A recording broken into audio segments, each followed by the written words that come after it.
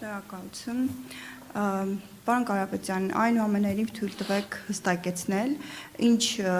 դերակատարում է ունեցել Վլադիմիր Պուտինը ձեր Հայաստան գալու եւ Հայաստանի քաղաքական դաշտում դերակատարում ստանձնելու վերաբերյալ, եւ նաեւ ասում եք, որ Նիկոլ Փաշինյանին անգամ իր թիմում լուրջ չեն ընդունում, այդ դեպքում թույլ տվեք հարցնել, պարոն Կարապետյան, այդ դեպքում դուք ինչու եք մտել իր ձևավորած օրակարգի մեջ եւ ամեն կերպ փորձում տարանջատվել նախկիններից, մասնավորապես Ռոբերտ Քոչարյանից, ձեր թիմակից եւ բարեկամ Նարեկ Կարապետյանը ասում էր, որ ինքը անձամբ երբեք առիթ չի ունեցել հանդիպելու կամ խոսելու պարոն Քոչարյանի հետ, խնդրում եմ նշեք, թե դուք ինչ հարաբերություններ եք ունեցել պարոն Քոչարյանի հետ։ Շնորհակալություն։ Դուք ուզում եք Նարեկը ստի։ Չէ, ես չեմ ասում ստում, վստահաբար, բայց եթե մարդը չի հանդիպել Քոչարյանի հետ, ինչ կանգնից ես ասի ամեն օր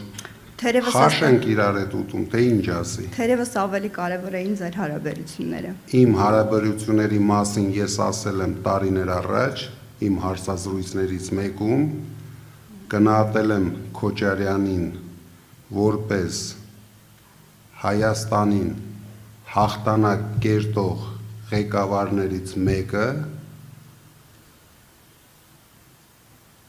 բայց այսօր քաղաքական դաշտում, քանի որ քաղաքացիական պայմանագիրը նույնիսկ շատ անբարոյական օրակարգեր է թելադրում եւ մարդիկ դրանց սկսում են հավատալ,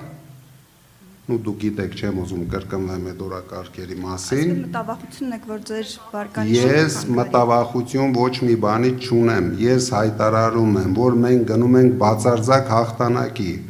Ես ասում եմ, Քոչարյանը արել է շատ կոռեկտ հայտարարություն, որ ինքը սատարելու է առաջի տեղ օպոզիցիայից զբաղեցնող ուժին,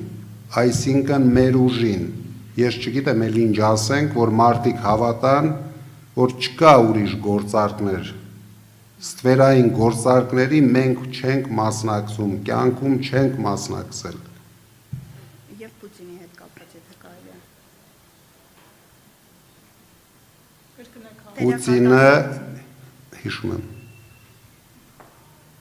այսինքն ինչ եք դուք ուզում, Պուտինը ինձ կանչեց, ասավ, գիտես, շուտով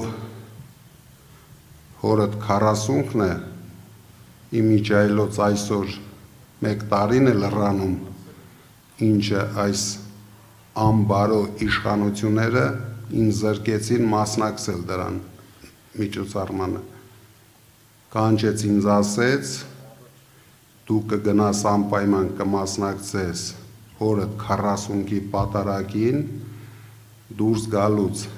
մենք ունենք մեր գործակալ լրագրողը